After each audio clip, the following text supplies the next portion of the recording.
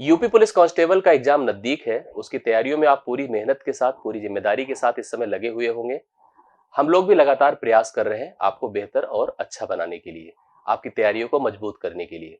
उस प्रयास में हमारी तरफ से जो भी संभव हो पा रहा हो, चाहे वो कॉन्सेप्चुअल क्लासेस हो रही हो, चाहे वो मॉडल पेपर हो रहा हो, चाहे वो पीवाईक्यू हो रहा है, प्रीवियस ईयर जो क्वेश्चन से एग्जाम के आए हुए वो भी हो रहे हैं।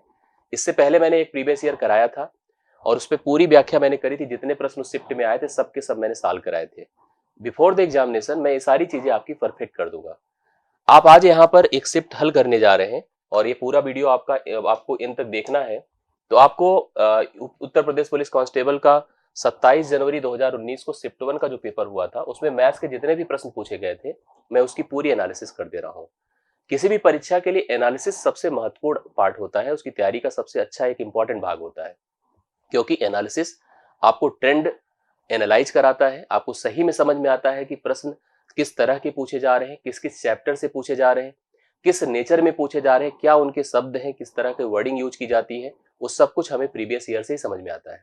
बाकी जो हम पढ़ते हैं कॉन्सेप्चुअल, उसका उपयोग उसमें कर पाते हैं और उनके दिए गए टर्म्स का सेंस फील करते हुए हम लोग परीक्षा में अच्छा परफॉर्म करते हैं। मैं आपको लगातार एक कमिटमेंट के साथ इस तरह की प्रिपरेशन में आपको जोड़े रहूंगा। इसके लिए आपको मैं कहूंगा कि आप लोग इस चैनल को सब्सक्राइब किए रहिए, जिससे कि आपको जो भी वीडियोस इस पे जाए इसका नोटिफिकेशन मिले और आपको इस तरह की पीवाई की और लगातार जो कनेक्टेड पार्ट्स रहेंगे मैथ्स के, मैं वहां पर स्पेशली इसके लिए मैं यहाँ कराता रहूंगा। ये मैथ्स का टेलीग्राम ग्रुप है, यहाँ से वो सारे पीडीएफ, जैसे सेशन होगा जिसका पीडीएफ, इसका पूरा फॉर्म, आपको नोटिफिकेशन इन वीडियोस की, ये सब कुछ मिलती रहेगी, ये लिंक मिलते रहेंगे। इसके लिए भी आप इसको ज्वाइन किए रहिएगा। आइए शुरुआत करते हैं आज के सेशन की। सेशन आप फिर से देख लीजिएगा, उत्तर प्रदेश पुलिस पीवाईक्यू है। 27 जनवरी 2019 को शिफ्ट 1 में जो पेपर हुआ था उसी के सभी प्रश्नों को मैं हल कराने जा रहा हूं। एक एक प्रश्न को अच्छे से देखिए, डिटेल से समझिए कि कैसे प्रश्न आते हैं, किस तरह से उनका सोल्यूशन हमें करना है। 13 से विभाजित होने वाली सबसे छोटी 3 अंक की संख्या को अगर हम 16 से विभाजित करें, 13 से ना करें, 16 से करें, तो उसका जो है शेषफल रिमाइंडर क्या आएगा ये बताना है। तो सबसे पहले 3 अंक की जो सबसे छोटी संख्या होती है, 3 अंक की सबसे छोटी संख्या कौन होती है आपको पता होगा। वह, अगर 3 अंक की सबसे छोटी संख्या सोचे तो 100 होती है, मतलब 100 होती है। सबसे बड़ी अगर सोचिए तो आपको 999 मिलती है ना। अब इस पे, इससे मतलब ये तो आपको 1300 समझ में, 13 से समझ में आ रही, नहीं कटती। इसके ऊपर चलिए, जो संख्या 13 से कटती है वह कौन होती है, 104। 13 8 104 होता है, या 13 से कट जाता है ना। 13 7 91 से पहले कटा होता है, 13 8 104 कटता है। 104 को अगर मैं 16 से डिवाइड करूं तो 16 छके कितना होता है, 96, 6 बार गया। 96 में 4 4 8, मतलब 8 सोचेंगे तो 8 इसका क्या हो जाएगा, रिमाइंडर हो जाएगा। भाई 16 छके 96, 96 8 104 होगा, तो 8 is the remainder. D option इस प्रश्न का हल है। इस तरह से इसके क्वेश्चन के नेचर को आप समझिए और इसकी जो जरूरत है उसके हिसाब से प्रश्न का सोल्यूशन करिए और उत्तर 8 आ रहा है, ये राइट सोल्यूशन आपका बन रहा है। कह रहा है 6561 के वर्गमूल, इसका वर्गमूल करना है। जो मान आ जाए, वर्गमूल अभी कंफर्म करता हूं, जो वर्गमूल आ जाए, वर्गमूल को ज्ञात करके इस संख्या को अपने वर्गमूल से, वो जो हमारे पास वैल्यू प्राप्त हो, जैसे मान लो यहां पर हमें मान लो ए प्राप्त हो, इसका वर्गमूल, फिर इसका भी वर्गमूल करना है और इससे इसको विभाजित करना है, फिर उसकी वैल्यू जो आएगी उसको बताना है। आइए 6561 का हम स्क्वायर रूट फाइंड करते हैं, वर्गमूल निकालते हैं। ऐसे किसी भी संख्या का वर्गमूल करने के लिए आपको अंतिम के 2 अंक अलग कर देने चाहिए। अब अंत में अगर 1 है तो ध्यान दीजिएगा, या तो अंत में 1 आएगा या 9 आएगा। क्यों? 1 का वर्ग 1 होता है, 9 का वर्ग 81, अंत में 1 होता है। अगर यहाँ 65 है तो 65 के लिए एक संख्या सोचिए जो जिसका वर्ग 65 या उससे कम हो। 8 का स्क्वायर 64 होता है, 64, 9 का 81 होता है, इसके लिए 8 परफेक्ट है। क्लियर? अब अगर ऑप्शन, मतलब यहाँ पर सोचो कि हमारे पास वैल्यू क्या हो सकती है, तो उत्तर यहाँ पर या तो 1 लग करके 81 होगा, या तो 8 के साथ 9 लगकर 89 होगा। एक तो वैसे भी कंफर्म है कि हमें कहा गया है कि उसके वर्गमूल को फिर करना है, तो 81 का वर्गमूल तो तय है 9 होता है, 89 का आप कर भी नहीं पाएंगे, तो कंफर्म उत्तर 81 है। लेकिन उसको भी क्लियर कर लीजिए कि हम लोग 81 को क्यों सेलेक्ट करेंगे, 89 को क्यों नहीं सेलेक्ट करेंगे। ध्यान से समझिएगा, 81 को इसलिए सेलेक्ट करेंगे क्योंकि जो हमने संख्या 8 सोची थी 65 के लिए, 8 के वर्ग में अगर 8 जोड़ देते हैं तो 64 8 72 होता है, इससे ज्यादा आता है। ज्यादा आता तो छोटा लेना पड़ता, और यही बड़ा आया, कम आया होता तो छोटा बड़ा लेना पड़ता। इसलिए 81 इसका वर्गमूल होगा, तय हो गया।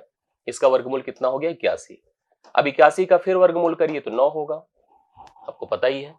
तो ये वैल्यू 81 है और इसका वर्गमूल 9 है। 9 81 को भाग करेगा, कितना आएगा? 9 9 81, वैल्यू आएगी 9। राइट सोल्यूशन है बी ऑप्शन। कंफर्म है? आपने देखा जैसे जैसे बोला गया तो उस हिसाब से हमने कंफर्म कर दिया, बी ऑप्शन राइट सोल्यूशन बन रहा है इस प्रश्न का। तीसरा देखिएगा, किसी वृत्त के व्यास को दुगुना करते हैं। सर्कल है, सर्कल आप देखिएगा, सर्कल का डायमीटर से पहले रेडियस जानिए, फिर डायमीटर जानिए। अब ये डायमीटर मतलब डबल ऑफ रेडियस होता है। डबल ऑफ क्या होगा? रेडियस। व्यास को दुगुना करते हैं, तो व्यास को दुगुना करते हैं तो क्षेत्रफल कितना बढ़ जाएगा, मतलब कितना हो जाएगा। याद रखिएगा तीन चीजें होती है, एक तो रेडियस, रेडियस जिसको आप त्रिज्या कहते हो, एक व्यास होगा डायमीटर जिसको हम लोग यहाँ पर बात कर ही रहे हैं इसके बारे में, व्यास किसको कहते हैं, और एक होता है सरकमफेरेंस जिसको कहते हैं परिधि। सरकमफेरेंस फिगर में आप जानते हैं वह कहाँ पे किस पोजीशन पर होता है। रेडियस को आप देख ही रहे हो, डायमीटर डबल कर दो, परिधि मतलब ये बाउंड्री। इसके अलावा फाइनल जो कैलकुलेशंस होता है वो किसके बारे में होता है? एरिया के बारे में होता है, जिसको आप क्या कहते हो? क्षेत्रफल। क्षेत्रफल सबके फार्मूले होते हैं, आर होता है, A2R होता है, 2πr होता है। याद रखना इन तीनों का नेचर एक जैसा होता है। इन तीनों में किसी एक में जो भी परिवर्तन होगा, किसी एक को, रेडियस को डबल करेंगे तो डायमीटर भी डबल होगा, सरकमफेरेंस भी डबल होगा। डायमीटर को डबल करेंगे तो रेडियस भी डबल होगा, सरकमफेरेंस भी डबल होगा। किसी एक में जो परिवर्तन करेंगे प्रतिशत के हिसाब से गुना करना, बढ़ाना, वो सेम परिवर्तन प्रत्येक में उतना ही होगा। बट वही परिवर्तन अगर क्षेत्रफल में करना होगा, क्योंकि क्षेत्रफल जो होता है ना πr² होता है, वह सतत वृद्धि पर डिपेंड करेगा। जैसे अगर कहा गया है व्यास को दुगुना करते हैं तो कन्फर्म में त्रिज्या भी दुगुनी होगी, परिधि भी दुगुनी होगी। दुगुना मतलब क्या होता है? 1 से 2 करना। क्षेत्रफल का करना है तो इसी को 2 बार करना पड़ेगा, क्योंकि r² मतलब r × r होता है। तो यहां से 1 से कितना हो जाएगा? 4 हो जाएगा, अर्थात ये कंफर्म हो गया 4 गुना होगा। क्या होगा? 4 गुना होगा। अगर व्यास दुगुना होता है तो उसका क्षेत्रफल 4 गुना हो जाएगा, जो बी ऑप्शन आपका सही उत्तर है। ठीक है, इसको बहुत ध्यान से रखिएगा, समझिएगा, ये सब चीजें कंफर्म होगी। यहाँ पर एक चीज और पूछ सकता था, कितने प्रतिशत की वृद्धि हुई। जैसे आप देखो 1 से 4 हुआ तो कितना बढ़ा है? 3 बढ़ा है।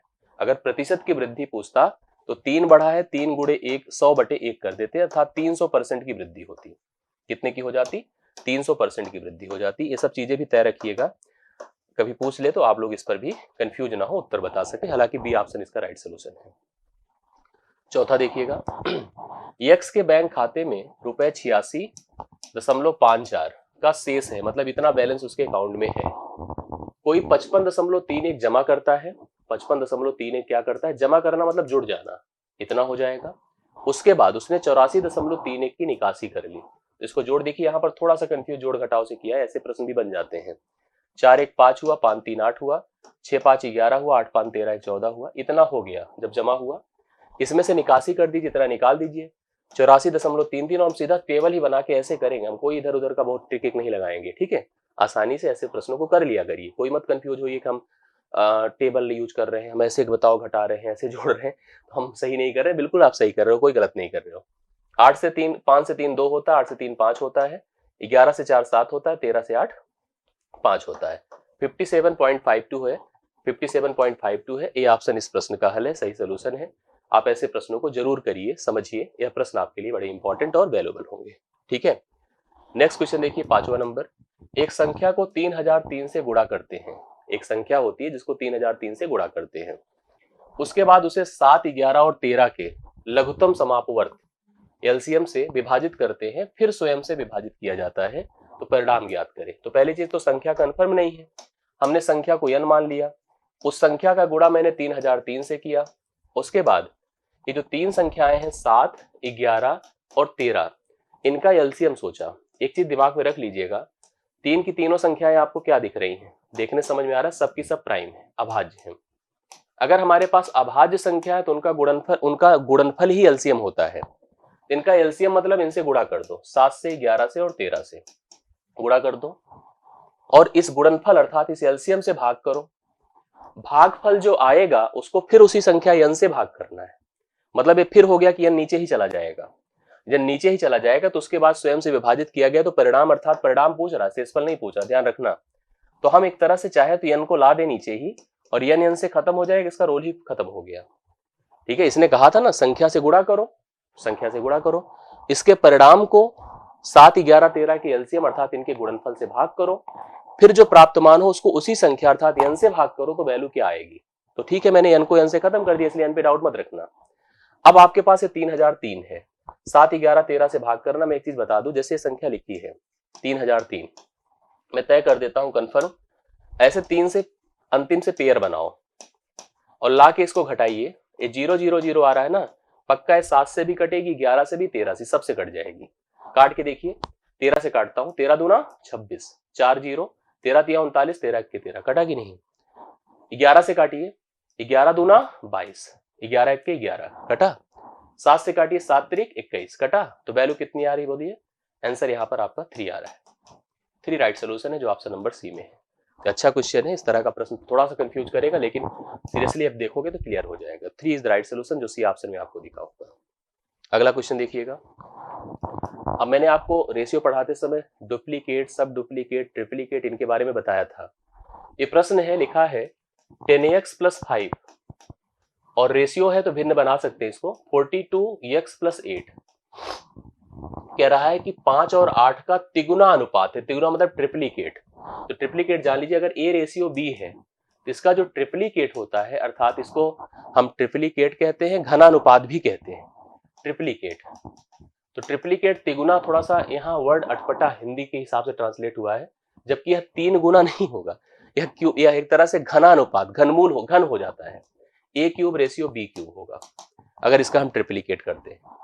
एक तरह से कंफर्म हो गया कि अगर हम 5 और 8 का ट्रिप्लीकेट करेंगे तो 5 का क्यूब होगा, 8 का क्यूब होगा, 5 का क्यूब होगा, 8 का क्यूब होगा। तो तय हो गया कि 10x + 5 बटे 42x + 8 बराबर 125 और 512 होगा। अब इसने हमसे किसका मान पूछा, x³ पूछा है, तो पहले x तो पता चल जाए तो x³ आ जाएगा। थोड़ा सा मैं आपको बता दूं, इसको जैसे अगर क्रॉस ऐसे मल्टीप्लाई करके करेंगे तो टाइम टेकन है x निकालना। मेरे दिमाग में कुछ और चल रहा है, हम कुछ ऐसा सोचें, x प्लान करें जो जब इससे साल बहुत 125 हो जाए, उसी प्रकार से सेम यहां सेट हो जाएगा।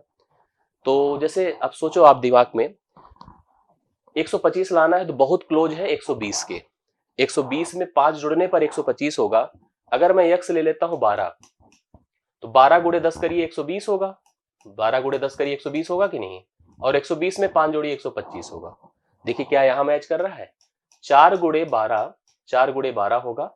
अगर हम लोग यहां पर पुट करते हैं, 4 नहीं 42 है, सॉरी अभी देखो गलत हो जाता कितना है, जैसे 42, 4 होता तो ठीक ही था।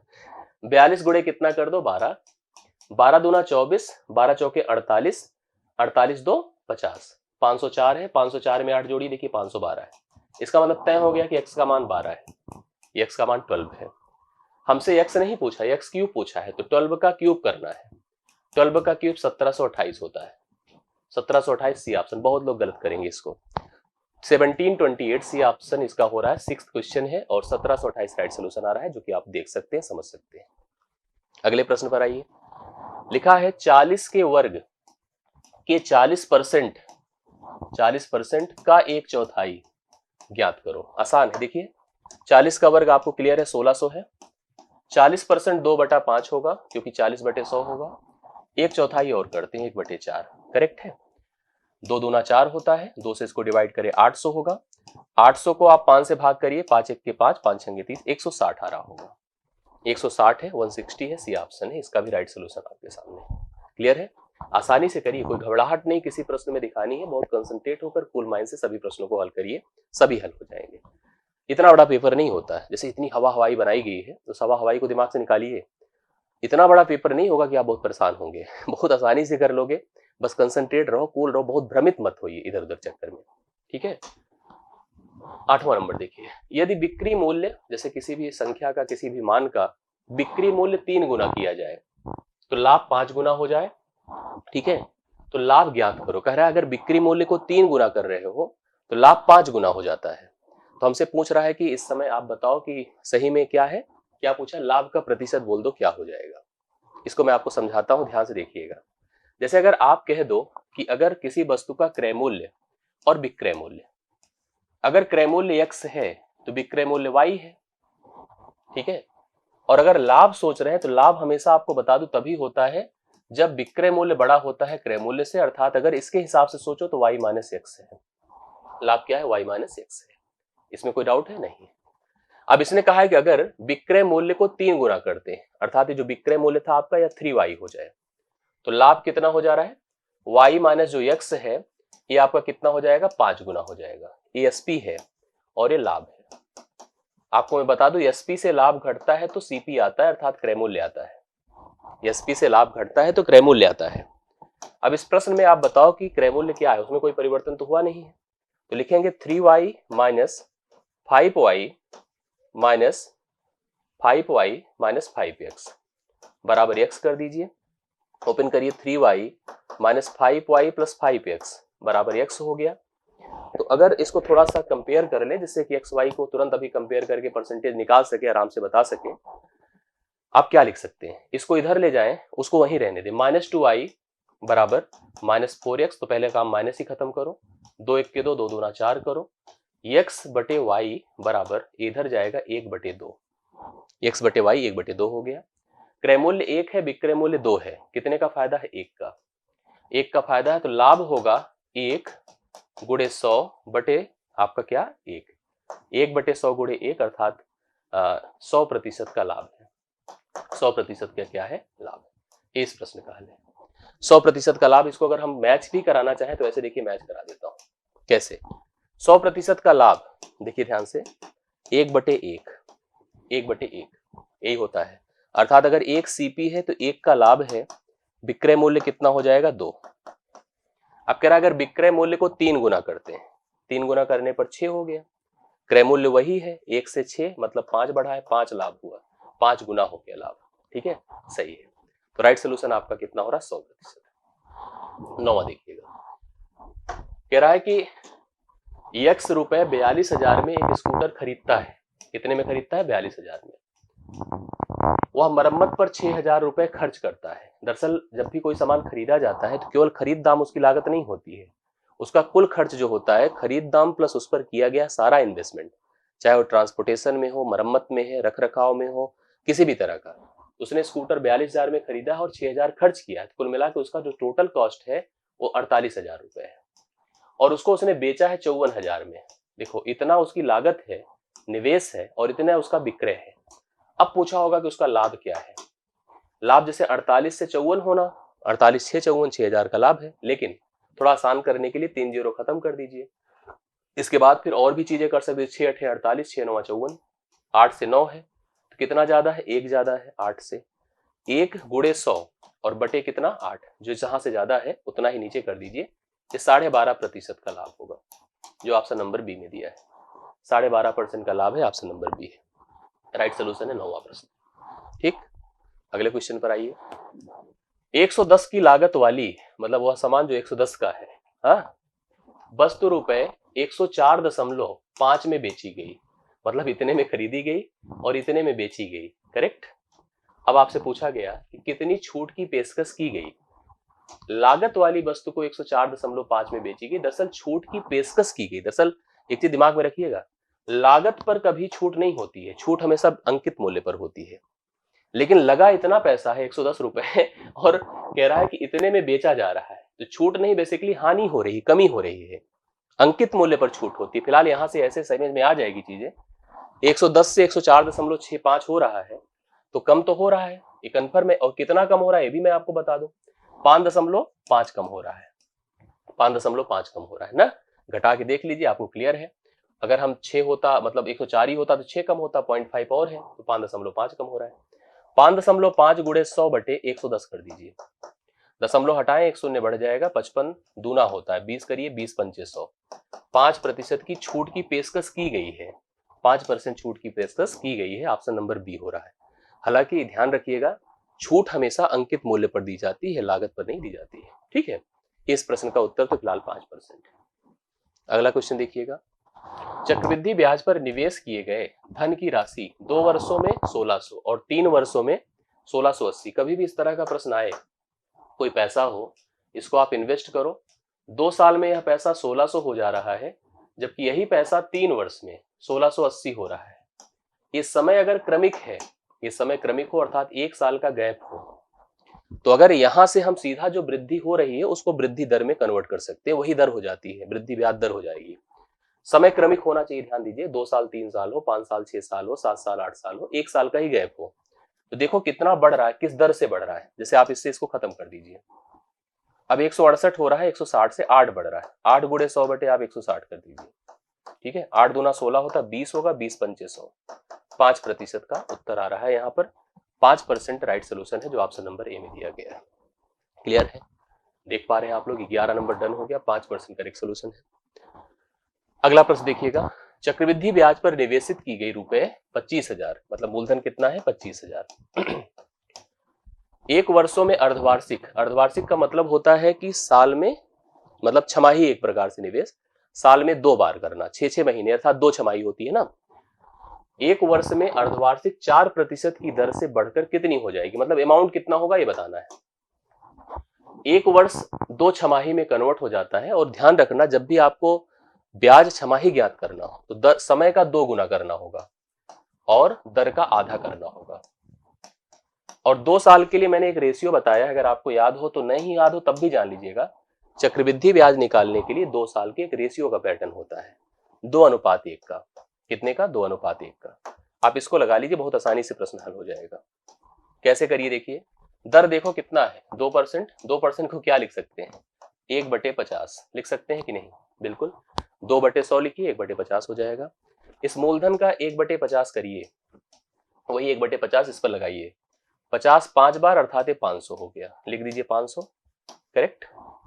फिर इस पर 1/50 लगा दीजिए, 50 से 10 हो जाएगा, 50 दूना 100 होता है, 500 सॉरी 1000 होता है, 50 नहीं 500 है, और 10 हो गया अर्थात यह 1010 हो गया। ब्याज जो प्राप्त हुआ 2 साल का चक्रवृद्धि ब्याज 1010 हुआ।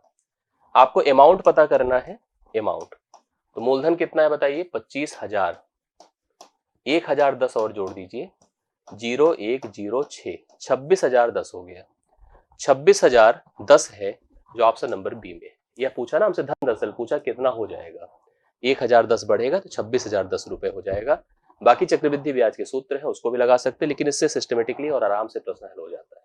यह प्रश्न आपका 12वें क्वेश्चन का राइट सोल्यूशन है, बी ऑप्शन, करेक्ट। 13वें पर आते हैं। ए ने रुपए 75,000 के साथ एक कारोबार शुरू किया। पार्टनरशिप का प्रश्न आता है, ध्यान रखना इस चीज को। 75,000 के साथ एक व्यापार शुरू किया ए ने, कितने पैसे के साथ 75,000 के साथ। बी ने कुछ समय बाद रुपए 37,500 के साथ उसके व्यापार में वह भी शामिल हो गया। ये तो शुरू ही किया था, बी आया है लेकिन बाद में आया है, अभी तुरंत नहीं आया है। पैसे लेकिन कितना लाया है 37,500। यदि वर्ष के अंत में 3:1 के अनुपात में लाभ हुआ है, एक बात दिमाग में रख लीजिए, निवेश जो जिस रेस्पेक्ट में जिस रेशियो में करता है उसी रेस्पेक्ट में उसी रेशियो में उसको लाभ भी होता है। निवेश निर्धारित करना बहुत ही क्लियर और बहुत ही मतलब जरूरी है, सही से निर्धारित करिए तभी तय होती है चीजें। कहा है कि ए ने 75,000 के साथ कारोबार शुरू किया, बी कुछ समय बाद 37,500 के साथ उसमें शामिल हुआ, वर्ष के अंत में 3:1 के अनुपात में लाभ होता है। तो बी कितने महीने बाद शामिल हुआ था ये पूछा है। जैसे तुरंत तो शामिल हुआ नहीं था, कितने महीने बाद, अर्थात जैसे अगर कुछ महीने बाद शामिल हुआ था, लेकिन निवेश बनाने के लिए हम ये तय करेंगे बी ने कितने महीने काम किया था। तो बी कितने महीने काम किया था, इसको लिखिए 37,500 गुणे यन कर दीजिए, क्योंकि पूरा जो लाभ हो रहा है 1 साल का हो रहा है, और इसका तो पूरा आपको कंफर्म ही है कि 75,000 गुणे 12, क्योंकि ये पूरे 12 महीने तक था और यह यन महीने तक था। तो आपका जब यन आ जाएगा ना तो 12 से घटा देना तो पता चलेगा कितने महीने बाद सम्मिलित हुआ था। जैसे ये तो पूछा नहीं कितने महीने तक वो व्यापार में लगा था, कितने महीने बाद लगा था ये पता करना है, बटे इतना करके बराबर 3:1 कर दीजिए, तो आपको पता चले कितने महीने काम किया था, 12 से घटाएंगे तब उत्तर आएगा, नहीं तो गलती नहीं करनी इसमें।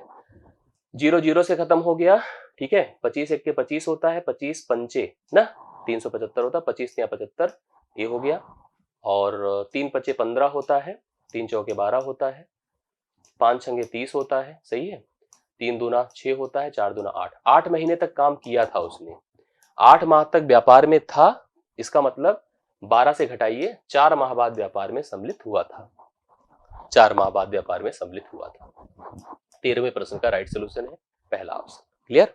क्वेश्चन क्या है, एक छात्र के अंक 68 के बजाय 88 के रूप में दर्ज किया जाए, इस कारण कक्षा के औसत अंक 0.5 से बढ़ जाते हैं। बहुत ध्यान से देखिएगा, ऐसे प्रश्न आपके बहुत ही क्लियर होने चाहिए। औसत का एक अच्छा क्वेश्चन है और औसत का एक प्रश्न आता है आपकी परीक्षा में। जैसे इसमें सिंपल सी बात है कि क्लास में कुछ बच्चे हैं, उनके अंकों का औसत निकालना था। किसी एक बच्चे का नंबर हमने 68 की जगह पर कितना लिख दिया, बोलो 88 लिख दिया है। ठीक है, 68 की जगह 88 लिख दिया है, तो मतलब गलती करी है आपने। करा क्या, बढ़ाया है। कितना बढ़ाया, 20 बढ़ाया है, 20 की वृद्धि करा है। इससे औसत में भी वृद्धि हुई, और कितने की हुई बोलो औसत में वृद्धि, 0.5 की। औसत में वृद्धि 0.5 की हुई है। एक बात दिमाग में रखिए, जैसे इसमें पूछा बच्चों की संख्या बताओ क्लास में कितनी थी, ट्रेडिशनल करा जा सकता है कि बच्चों की संख्या चलो n मान लें, ठीक है। 68 की बजाय एक बच्चे का नंबर, या हम टोटल अंक मान लें। टोटल अंक मान करके करना इसमें हो सकता है पॉसिबल हो जाए कि चलो ठीक है मुझसे ट्राई कर ले, बट ये थोड़ा सा क्रिटिकल होता है इस तरह से सोचना। ऐसे प्रश्न करने बहुत सिंपल सा एक तरीका है, आप सिंपली अप्लाई करिए। अगर 20 की वृद्धि हो रही है, ठीक है, और औसत में 0.5 की वृद्धि हो रही है, तो आपको जो यहां पर अंक की वृद्धि हो रही है, उस अंक की वृद्धि को औसत की वृद्धि से डिवाइड कर दीजिए। कितना आएगा बताइए, 0.5 से डिवाइड होगा तो दशमलव हटा 0, 5 चौके 20, इसका मतलब 40 बच्चे थे। कितने थे, 40 बच्चे। 40 इस प्रश्न का राइट सोल्यूशन होगा डी ऑप्शन। देखिए आसानी से आप ऐसे प्रश्न को हल कर सकते हैं, कुछ नहीं करना होता है, इजी होता है, ऐसे प्रश्न आराम से हल हो जाते हैं। ठीक है, अगले प्रश्न पर आइए। ए बी से दुगुना कुशल है, दुगुना कार्य कुशल है, अर्थात दुगुना स्पीड से दुगुना गति से कार्य कर लेता है। बी सी से तिगुना कुशल है, तिगुना कार्य कुशल है। यदि अकेले सी कोई काम 30 दिनों में पूरा कर सकता है, सी 30 दिन में कर सकता है, तो वे साथ में मिलकर उस कार्य को कितने दिनों में करेंगे। एक कार्य क्षमता पर आधारित क्वेश्चन है। ऐसे प्रश्न में जैसे स्किल क्या होती है, इफिशियंसी। हम अगर दुगने किसी से कुशल है तो वह अगर एक काम करेगा तो हम दो करेंगे। हम किसी के तिगुने कुशल हैं तो वह एक काम करेगा, हम तीन करेंगे। हम किसी की एक तिहाई है तो वह तीन करेगा, हम एक करेंगे। यहाँ पर तीन व्यक्तियों का आपस में संबंध है उनके कार्य क्षमता के हिसाब से। ए बी से दुगुना कुशल है बी सी से, ऐसे में जो व्यक्ति दोनों से संबंधित होता है उसको बीच में रखना चाहिए। ए बी से दुगुना कुशल है बी सी से तिगुना कुशल है। अब आप देखिए कैसे करा जाएगा। ए बी से दुगुना कुशल है, ए बी से दुगुना कुशल है तो बी अगर एक काम करेगा तो ए दो करेगा। बी सी से तिगुना कुशल अगर यह तीन करेगा तो एक ही करेगा। ये इनके रिलेशन है, क्षमताओं के अनुपात है। क्षमताओं का अनुपात अभी तीनों का लेकिन सेट नहीं हुआ है, तीनों का तब सेट होगा जब एक रेशियो बनाए। अभी तो ए बी का रेशियो है, बी सी का रेशियो है। कॉमन कैसे, मतलब सेम कैसे बनाया जाता है, जो बीच में होता है ना उसको बराबर करना होता है। बराबर मतलब एक को आपको तीन के बराबर करना होगा। कैसे होगा, तीन से गुणा करेंगे बट इधर भी करना होगा। दूसरा तरीका, दो लिखा एक लिखा एक लिख दो, एक लिखा है तीन लिखा तीन लिख दो। 6 हुआ, 3 हुआ, 1 हुआ। 6 3 1 का अनुपात है तीनों के बीच में, 6 3 1 का अनुपात है तीनों के बीच में इनकी क्षमताओं में, करेक्ट। अब आपको क्या करना है, ध्यान से सुनिएगा। कह रहा है कि सी कोई काम को 30 दिन में पूरा कर सकता है। सी की क्षमता कितनी है, एक दिन में एक काम करने की। अगर एक दिन में एक काम करता है, 30 दिनों में कितना काम किया होगा, 30, मतलब टोटल वर्क कितना हो गया, 30। इस टोटल वर्क को तीनों से कराना है, 6 3 9 1 10 की क्षमता से। जब तीनों मिल जाएंगे ए बी सी, इनकी क्षमता कितनी हो जाएगी, 10 की हो जाएगी। 10 काम प्रतिदिन करके 30 काम को ये लोग करेंगे तो कितना दिन लगेगा, 3 दिन। Option number A, 3 days is right solution. 15 question done हो गया, क्लियर। 16वें पर आइए, 16। एक हवाई जहाज 250 किलोमीटर की गति से 4 घंटे में कोई दूरी तय कर लेता है। कोई एक दूरी होती है हवा में और उसको 250 किलोमीटर की गति से चलता है तो 4 घंटे में तय कर लेता है। अब कहता है उस दूरी को से केवल 1 घंटे 40 मिनट में ही तय करना है, जल्दी करना है। जल्दी करना है तो स्पीड बढ़ानी है, करने के लिए उसकी गति क्या होगी। लेकिन एक बात तय है कि दूरी यहां पर बराबर है, जो दूरी पहले तय हो रही थी वही अभी भी होती है। तो दूरी अगर बराबर है तो दूरी का फार्मूला होता है यस इंटू टी, दूरी बराबर चाल गुणे समय होता है। और जब दूरी बराबर है और तुलना करनी है तो आप ऐसी स्थितियों में लगाइए S1 T1 बराबर S2 T2, ये लगाइए, ठीक है। पहले की चाल कितनी है 250 और समय कितना लगता है 4 घंटे, थोड़ा समय को सेट कर लेना क्योंकि 4 घंटा है और 1 घंटे 40 मिनट है, 1 घंटे 40 मिनट है। और यहाँ पर उत्तर जो आ रहा है किलोमीटर प्रति घंटे में आ रहा है, तो कोशिश करिए कि इसको घंटे में ही लेकर चलिए। यहाँ पर 4 घंटे बराबर, यहाँ पर S2 इसकी स्पीड हमको पता करनी है और इसकी चाल, इसके समय कितना है। 1 घंटा प्लस 40 मिनट को क्या लिखेंगे, 40/60, 20 दूना 40, 20 तिया 60, अर्थात 1 + 2/3 घंटे। 3 1 के 3, 3 2 5/3 लिख दीजिए, 5 बटे कितना कर दीजिए, 3 कर दीजिए। अब स्पीड ऑटोमेटिकली आ जाएगी। देखिए कैसे आएगी, आप इसको कैंसिल कर सकते हैं 5 से, 5 50 बार होगा, 50 100 के 100, यहाँ पर देखिए 5 से अगर डिवाइड करें 5 5 25 50 हो गया, 50 गुणे 100 200 होता है, 200 गुणे 3 कर दीजिए, इधर क्रॉस मल्टीप्लाई होगा ना, यहाँ पर आपकी आ जाएगी S2 बराबर 600 किलोमीटर प्रति घंटा।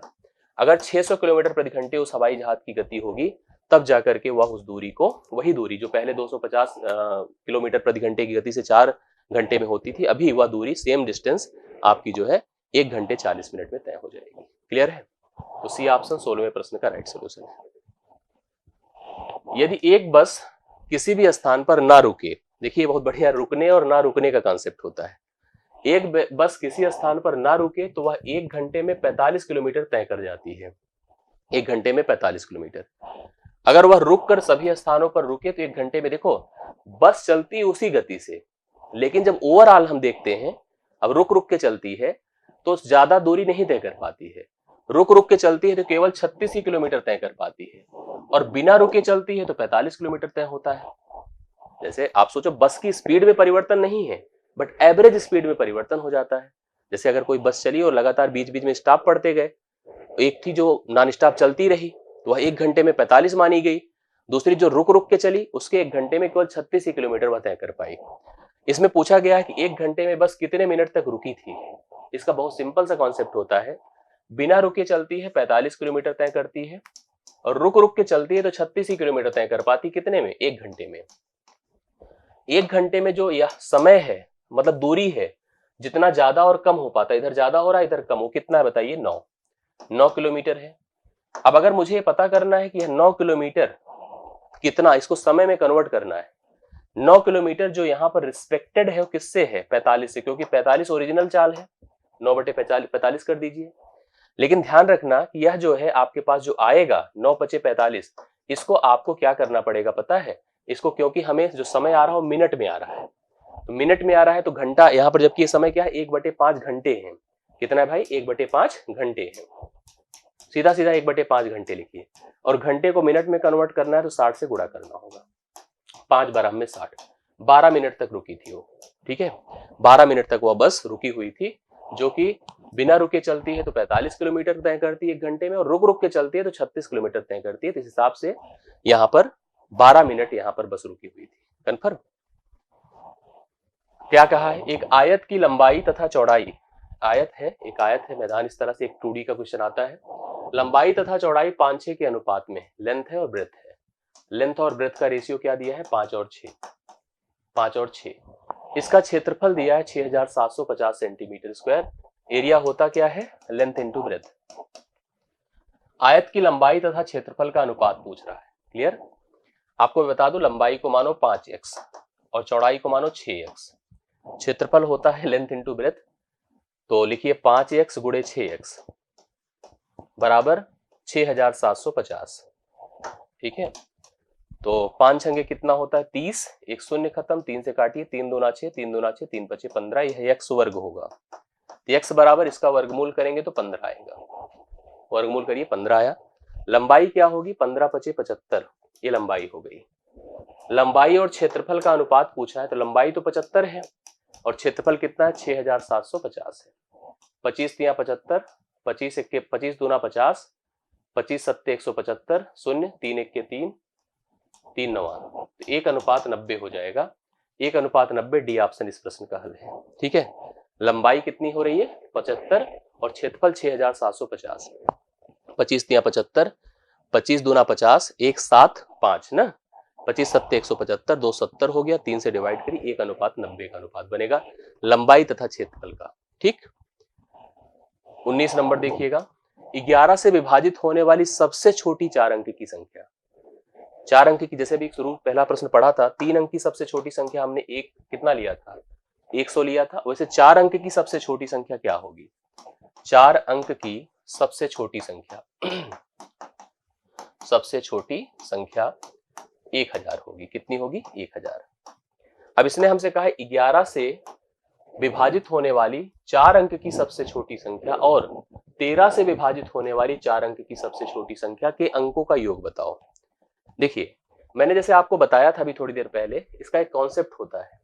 अगर जैसे 1000 सबसे छोटी संख्या है अगर मैं इसको 1001 कर दूं तो अभी जो हमने एक पैटर्न आपको बताया था, ए वाला, ये डिफरेंस देखिए यहां से यहां वाला, अगर ये जाकर के घट करके 0 हो रहा है, यह संख्या 7 से 11 से 13 से सबसे कटेगी, अर्थात यही 1001 11 से भी कटेगा और यही 13 से भी कटेगा।